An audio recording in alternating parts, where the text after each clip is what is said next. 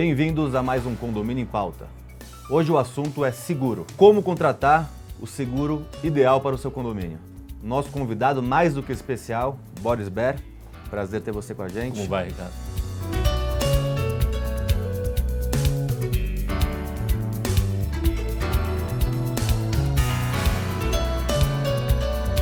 Boris, primeira coisa, o que diz a lei para condomínio, para seguro condominial? Ô, Ricardo, você começa com uma boa pergunta. A lei diz da obrigatoriedade da contratação do seguro condominial.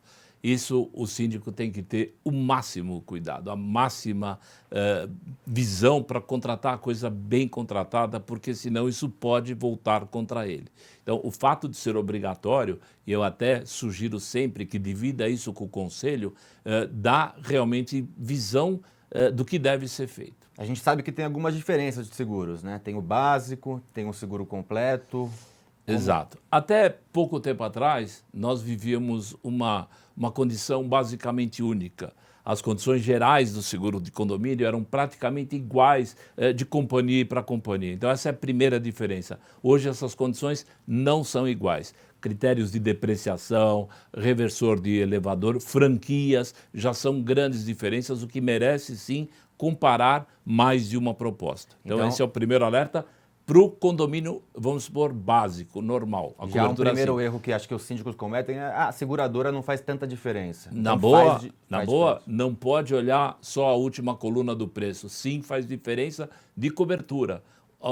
A não cobertura de um reversor no elevador pode causar um prejuízo enorme para o prédio. A aplicação de uma depreciação num sinistro parcial é um outro prejuízo bastante considerado e a diferença para isso, Ricardo, não é grande. E deixa eu entender uma coisa, a seguradora ela já tem o seu padrão e elas atendem dessa forma ou você pode negociar o contrato com essa seguradora? As seguradoras têm um padrão aprovado no órgão regulador sobre o produto de condomínio. Então, ela tem. O que você pode fazer é comparar da seguradora A para a seguradora B. Isso você, sim, deve comparar e entender, em caso de sinistro, como cada uma funciona. Mas, recentemente, foi lançada a cobertura ampla, que é uma cobertura, como o próprio nome diz, ampla, ela dá uma série de coberturas que na básica não dá. Então, o segundo conselho, a segunda orientação, melhor dizendo, é que você peça também a cotação do seguro amplo.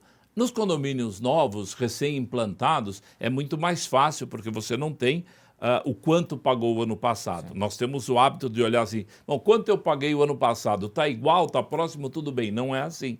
Pode ter tido alguma alteração. Então, a ampla, ela tem coberturas que são até algumas admitidas no seguro tradicional como coberturas adicionais, como coberturas acessórias. Então, peça a cobertura, a proposta da ampla e da básica e faça as comparações. Vamos tentar ser um pouco didático para quem está nos assistindo. Qual a diferença principal, as principais diferenças da simples para a ampla? Eu vou te dar a que eu julgo a mais importante, que é o desmoronamento. Então, na cobertura tradicional, o desmoronamento não está coberto. Na ampla está coberto. Então, alguns casos que a gente viu aí no Rio de Janeiro, principalmente, estariam amparadas nessa cobertura ou não. Os outros detalhes são bastantes. Eu vou precisar aqui vir uns 10 programas para te explicar e estou já me colocando à tua disposição, mas é muito importante realmente comparar essas coberturas. A gente tem que pensar o seguinte, Ricardo, às vezes a gente está fazendo um seguro de automóvel e a gente está discutindo, brigando por um preço para uma cobertura de, sei lá, de 40, 50, 100 mil reais. Quando a gente está falando do condomínio, nós estamos falando de um valor segurado muito grande. Claro que a probabilidade num sinistro grande é muito menor. Nós teremos que buscar na memória os sinistros de incêndio total, talvez o Andraus tenha sido o último grande sinistro, mas a gente tem todo dia, toda semana, a queda de raio, o dano elétrico, o impacto de veículo no portão, o cidadão que está na portaria às vezes se atrapalha um pouquinho com o manuseio do portão, o dano elétrico.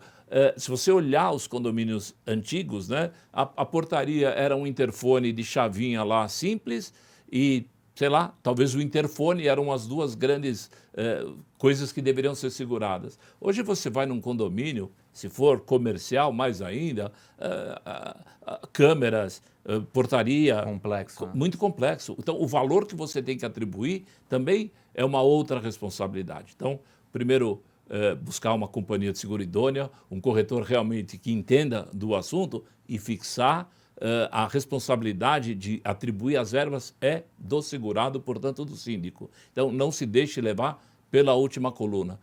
Tem que pegar o metro quadrado de construção, Comparar banana com banana. banana com banana, laranja com laranja. Como eu chego na importância segurada, talvez eu estou matando aí uma pergunta tua, mas o primeiro passo é você pegar no carnê do IPTU quantos metros tem esse prédio. Qualquer corretor especializado pega uma tabela qualificando o tipo de construção daquele condomínio e você chega realmente numa verba segurada daquele dano maior. Esse é o principal problema. Deixa eu fazer uma pergunta. A gente está acostumado, todo mundo, com seguro de carro. E aí sabe que tem algumas seguradoras que são mais caras e outras mais baratas, cobrindo similarmente, praticamente a mesma cobertura.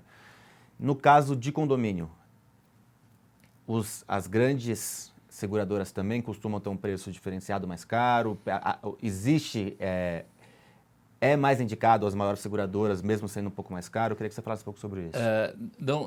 Sim, há uma indicação e não necessariamente nas maiores. Existem algumas maiores que não têm o que a gente chama, na nossa linguagem de corretor, o apetite para esse ramo.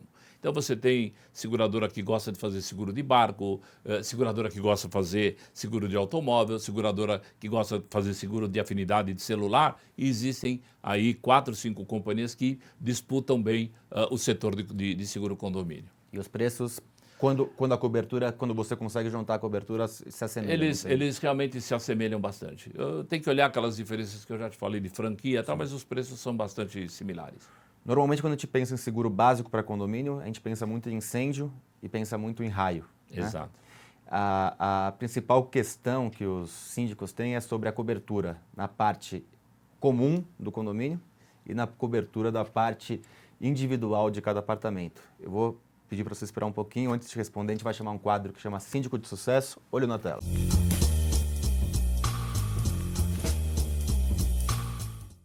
Meu nome é Rodrigo França, eu sou formado em Direito há 15 anos, atuo como advogado e síndico profissional. Hoje fazem aproximadamente 4 anos que eu já estou também nesse segmento e atuo aqui na área de São Paulo.